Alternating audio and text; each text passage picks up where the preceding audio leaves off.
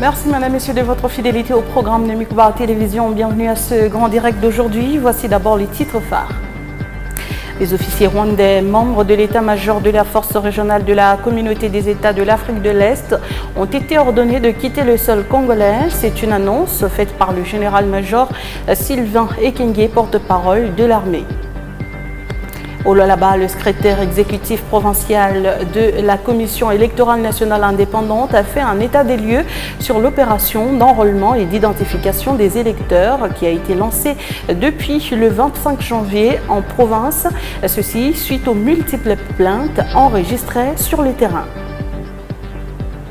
Dans l'actualité, il y a également le cultivateur des communautés voisines de 6 communes qui ont bénéficié des intrants et semences en début de saison culturelle qui ont été inspectés par une délégation mixte 6 communes formateurs, comité local de développement.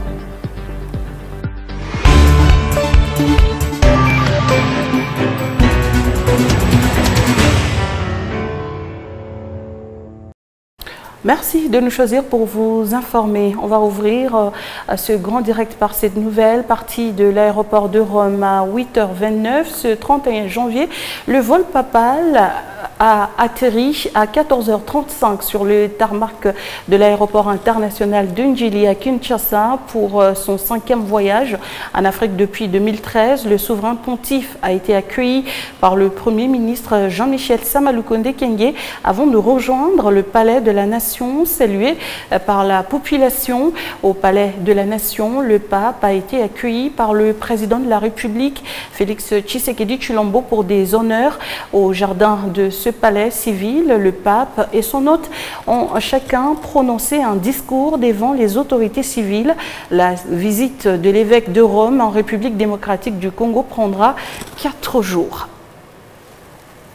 Visite du pape François en République démocratique du Congo. La société des transports au Congo Transco va mettre à la disposition des Congolais 55 bus, dont 5 VIP, pour les déplacements de plus de 125 évêques et autres membres de la délégation du souverain pontife lors de la messe qui sera dite par le pape François à Kinshasa le 1er février à l'aéroport de Ndolo. Information confirmée par le ministre d'intérim de Transport lors du briefing tenu conjointement avec le porte-parole du gouvernement et un représentant de la SENCO à la veille de l'arrivée du Saint-Père à Kinshasa. Comme dans un calcul matériel, lorsque nous allons à l'église, nous allons chercher les saluts des l'âme. Nous n'allons pas chercher là-bas des biens matériels pour régler nos problèmes du quotidien. Je donne l'image pour dire que lorsque le pape arrive, il arrive justement avec tout ce qui représente d'autorité morale, de prière, de compassion, de solidarité, mais aussi de capacité des plaidoyers à travers sa voix.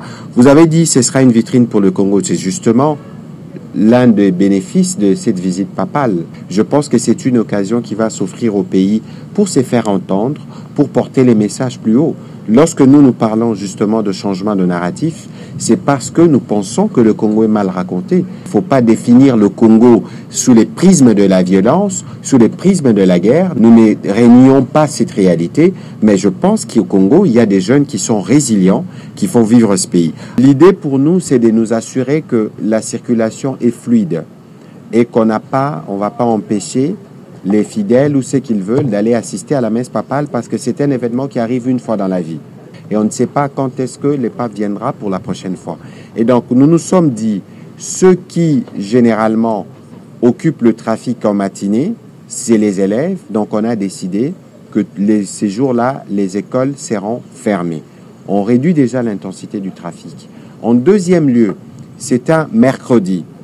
Si nous devons décréter une journée chômée et payée, il y a des préalables. Ça veut dire qu'il faut discuter avec les différents, l'AFEC principalement, parce qu'il y a toujours un coût élevé des options. Et donc, on a trouvé une mesure médiane qui permette, parce que la messe commencera, je crois, à 9h, 9h30. À 9h30. 9h30, elle va durer 1h45 minutes, donc autour de 11h15, 11h30, la messe sera terminée, que si des autres, comme vous, Radio Capi, vous avez une édition du soir, vous pouvez retourner travailler, et ceux qui ont d'autres occupations. Pour la tenue de la messe papale, le gouvernement de la République démocratique du Congo confirme que la journée de ce mercredi 1er février est déclarée une demi-journée chômée dans la ville de Kinshasa. À en croire le porte-parole du gouvernement Patrick Muyaya, il n'y aura pas de classe pour les enfants. Les heures ouvrables seront plutôt l'après-midi pour permettre aux fidèles de se rendre dans l'avant-midi au service religieux. Nous sommes au site de l'aéroport de Ndolo. Ce site va abriter la messe qui sera dite par le pape François le mercredi 1er février. Ce soir, le décor est planté. Le ministre Mouyaya, le ministre de la Communication et des Médias, accompagné du nonce apostolique, va fixer l'opinion sur le séjour du pape François à Kinshasa. Son arrivée est prévue pour demain, mardi, à 15h à l'aéroport. Et ensuite, toutes les dispositions protocolaires et sécuritaires prises par Kinshasa pour les bons déroulements de la messe et des autres activités que le pape, le souverain pontife, va tenir pendant son séjour dans la capitale RD congolaise. Donc, quelques minutes, le ministre Mouyaya va arriver, accompagné du nonce apostolique, pour ensemble les deux fixer l'opinion par rapport aux détails et à certains faits d'actualité sur le déroulement, sur le séjour du pape François à Kinshasa. Ne ratez pas, n'hésitez pas, restez branchés, vous aurez toutes les précisions par rapport aux faits d'actualité. À la demande des responsables de l'Église catholique, des fidèles catholiques se mobilisent déjà pour lui réserver un accueil digne de son rang et prendre part à la grande messe du 1er février pour s'imprégner du message de réconfort moral et spirituel que le pape va apporter à l'ensemble de la population congolaise meurtrie par des atrocités interminables à l'est de la République démocratique du Congo. Les fervents catholiques voient en cette visite un moment de réconfort pour le Congo-Kinshasa.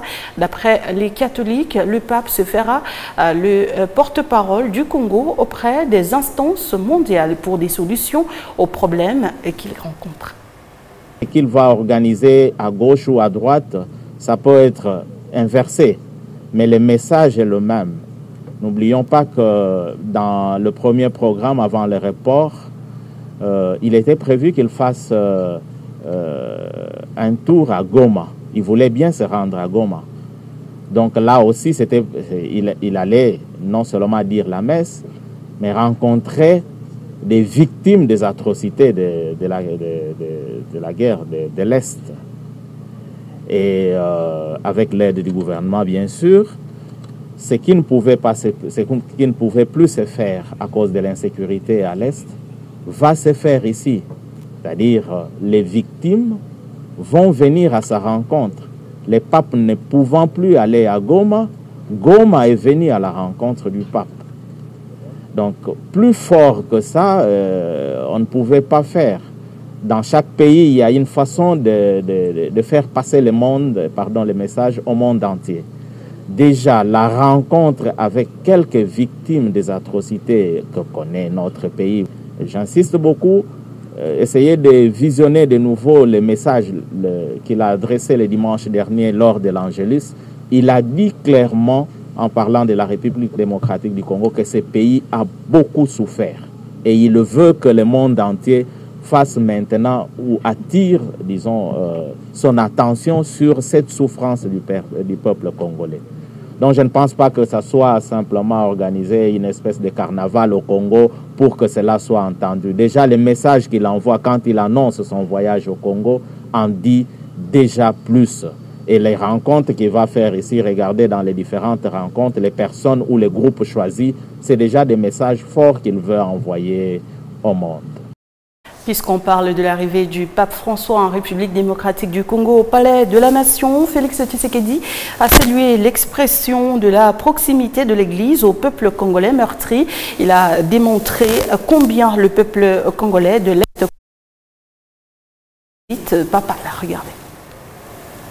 Lieu de constater qu'au cours de ces 3 dernières décennies, cette hospitalité qui nous caractérise a été mise à mal par les ennemis de la paix et les groupes terroristes venus essentiellement des pays voisins. Ce malheur qui dure depuis près de 30 ans fait aujourd'hui partie de notre territoire en proie à ces violences et fait de cette zone une zone en rupture de paix où, outre les groupes armés, les puissances étrangères avides de minerais contenus dans notre sous-sol commettent, avec l'appui direct et lâche de notre voisin le Rwanda, de cruelles atrocités, faisant ainsi de la sécurité le premier et grand défi du gouvernement.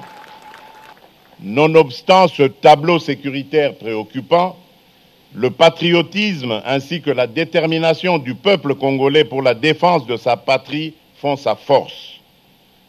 Sachez, sa sainteté, que le peuple congolais demeure et demeurera un peuple grand, un peuple uni et fort face à toute menace faite à l'intégrité de son territoire et à la survie de sa nation.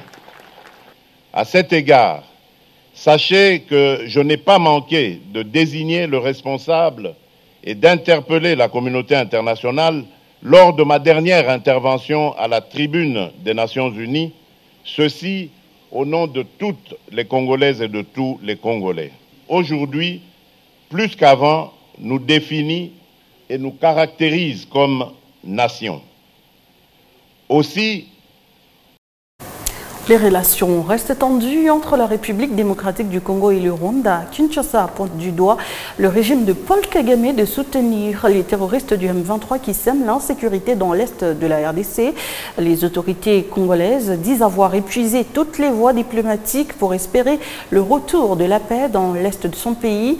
À ce sujet, les Nations Unies appellent encore une fois ces deux pays au dialogue pour trouver une solution. La question reste celle de savoir si la voie diplomatique reste la seule espérance pour établir la paix dans l'est du pays. Quelques analystes politiques du Lualaba ont donné leurs avis dans ce récit de John Ndailemunda. Dans une déclaration faite par Wang Zi, représentant spécial du secrétaire général de l'ONU pour la région de Grand Lac, après qu'un incident impliquant un avion militaire de l'armée congolaise a été visé par un tir d'obus de l'armée rwandaise le 24 janvier à la frontière près de Goma, cette personnalité onusienne estime que les dialogues restent le seul moyen pour trouver une solution au conflit qui oppose les deux pays. Pour Sami Kayombo, analyste politique du Lualaba, l'Organisation des Nations Unies veut tout simplement compliquer les choses. Aujourd'hui, nous devons tous reconnaître que la RDC se trouve dans une position plus ou moins de faiblesse. Et quand on est dans une position de faiblesse, on ne peut que dialoguer. Mais c'est un dialogue, à mon avis, qui ne va pas beaucoup nous aider. Je crois que tout le monde le sait aujourd'hui. Tout le monde sait que notre pays est victime d'un complot international. Alors, il y a beaucoup de choses que nous avons laissé faire dans ce pays.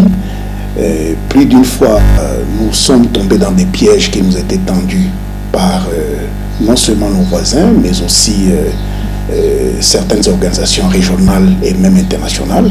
Le gouvernement congolais doit simplement compter sur son armée pour une solution durable, a-t-il ajouté. Il est temps que nous puissions nous ressaisir pour réorganiser notre armée, doter notre pays d'une armée professionnelle, c'est-à-dire une armée qui est bien formée, une armée qui est bien équipée et dont les hommes des troupes sont suffisamment motivés pour que le drame ou le théâtre auquel la communauté internationale nous soumet aujourd'hui puisse prendre fin.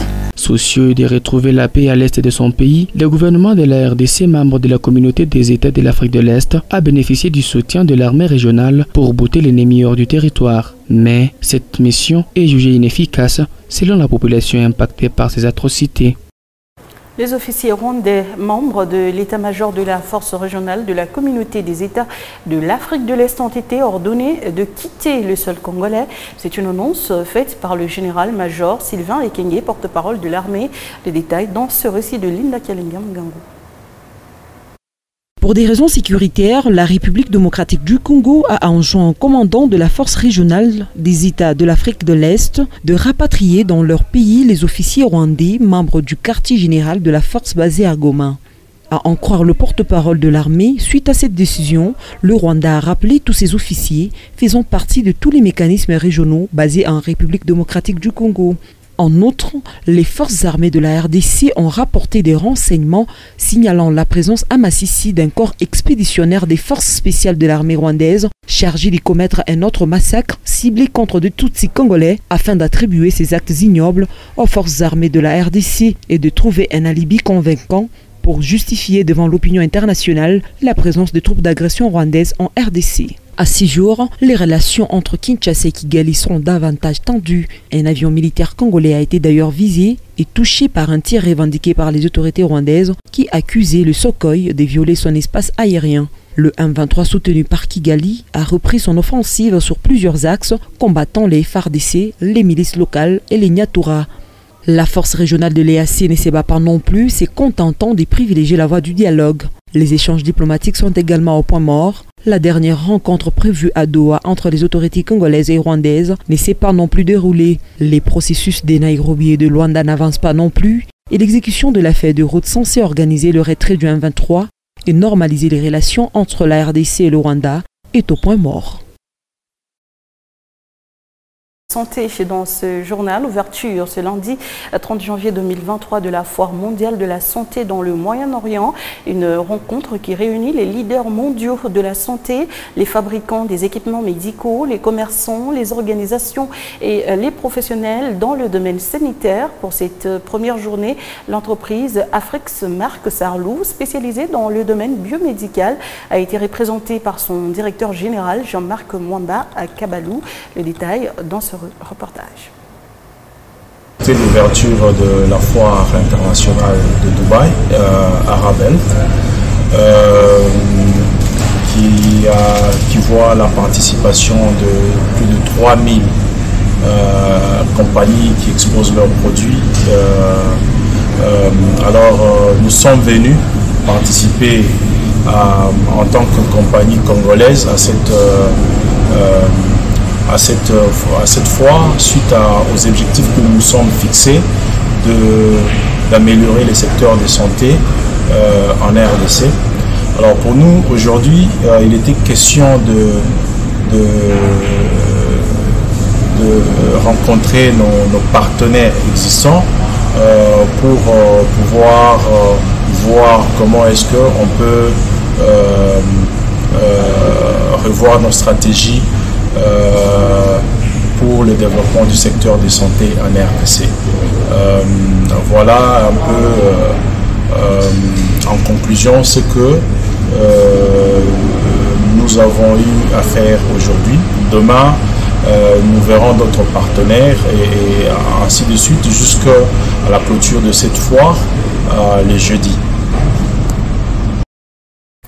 Au cours d'une interview accordée à notre rédaction ce mardi 31 janvier, le ministre provincial de l'Éducation a fait savoir qu'il n'y a pas de grève dans son secteur. Alain Kantenga a, au nom de l'autorité provinciale, invité les parents à envoyer leurs enfants à l'école pour bénéficier des leçons de la part des enseignants qui ont repris leur travail. Le ministre de l'Éducation en province a fait savoir que des stratégies seront prises afin de récupérer le retard.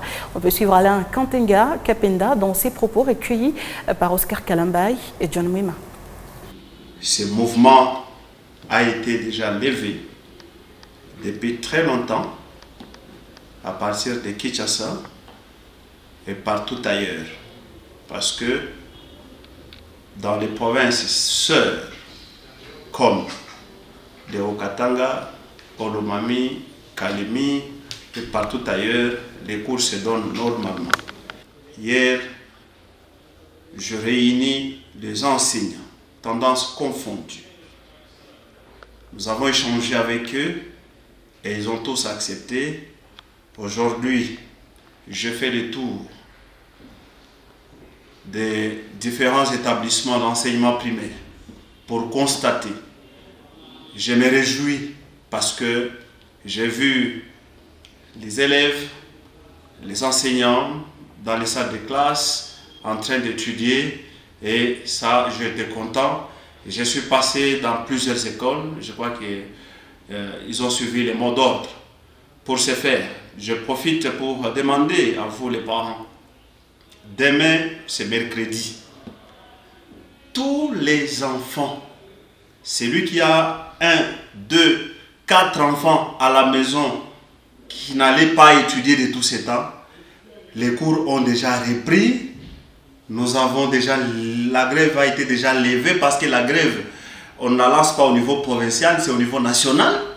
Elle a été levée et les cours ont repris normalement. Les cultivateurs des communautés voisines de 6 communes qui ont bénéficié des intrants et semences en début de la saison culturelle ont été inspectés par une délégation mixte, 6 communes, formateurs, comité local de développement. Il en ressort un constat satisfaisant. Ibrahim Achaka, John Wema. Une délégation constituée des superviseurs du projet d'appui aux agriculteurs de 6 communes, des encadreurs de DAP Investments et des membres de gestion des projets de mécanisation agricole du comité local de développement de Kapata et de Luilou a effectué une visite d'inspection des champs des membres des communautés environnantes de la 6 communes. Le but étant de s'assurer du respect des instructions données aux agriculteurs lors des formations du début de la saison culturelle en cours et de les orienter en vue du 2e dosage de l'urée qui amorce la phase de la récolte. Sur le terrain, le constat est bon. Le maïs pousse bien et les cultivateurs sont optimistes quant au rendement.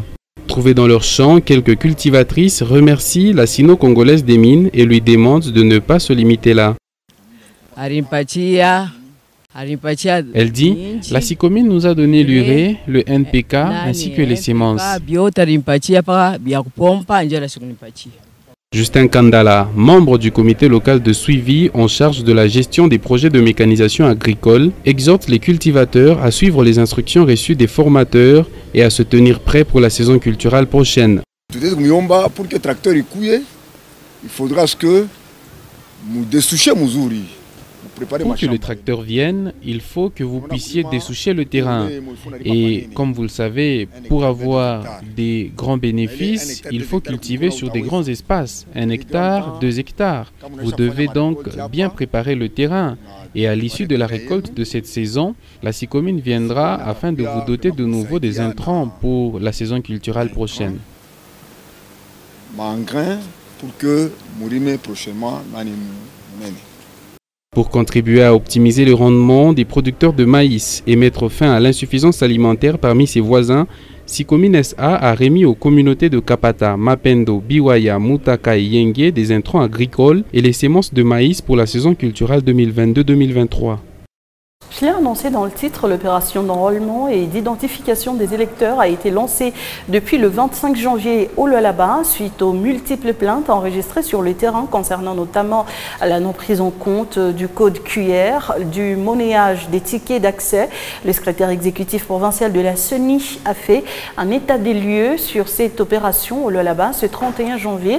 Plus de détails dans ce récit de Léopold Kingo.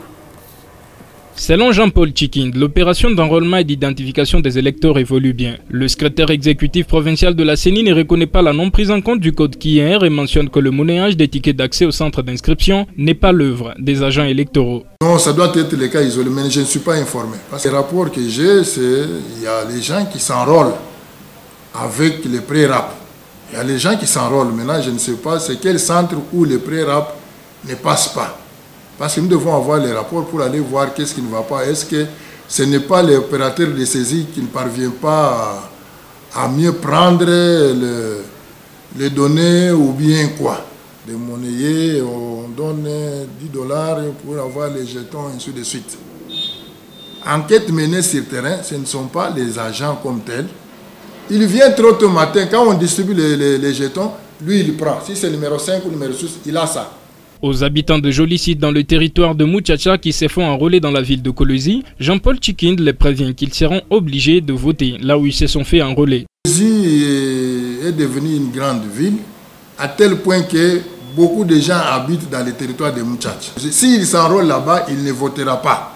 C'est comme celui de Kolwezi, s'il va à voter les députés de Muchacha et qu'il s'enrôle dans la ville de Kolwezi, il ne votera pas parce qu'il ne verra pas dans la machine à voter. Côté Muchacha, il y a un centre d'inscription qui est au niveau de l'église catholique, sur route Kazembeve, le gouvernorat. Il y a un autre centre qui est au niveau de Morse.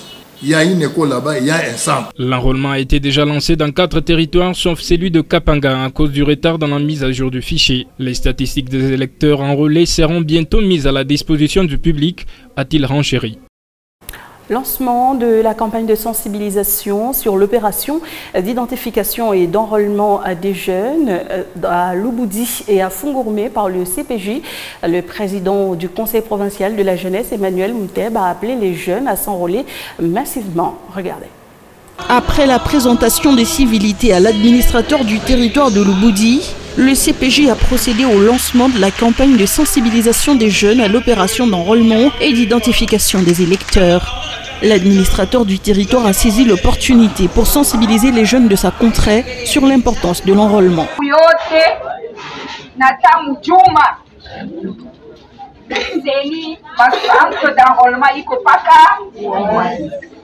Les centres d'enrôlement sont ouverts tous les jours, même les dimanches. Si par hasard on vous demande de l'argent pour vous faire enrôler, venez nous le dire. Toute l'opération est gratuite. Le chef de l'État a souhaité qu'il y ait enrôlement et élection parce qu'il veut que les jeunes postulent et occupent des postes de décision.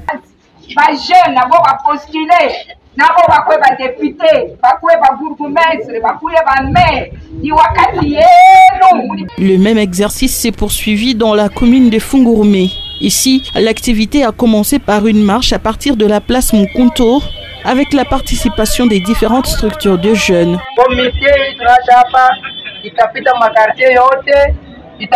Nos équipes vont passer dans chaque quartier et chaque avenue pour continuer à sensibiliser durant tous les 30 jours de l'opération. Le CPJ est apolitique et c'est pourquoi le gouvernement nous a choisis pour appeler tous les jeunes des différents partis politiques et des différentes structures à s'enrôler massivement.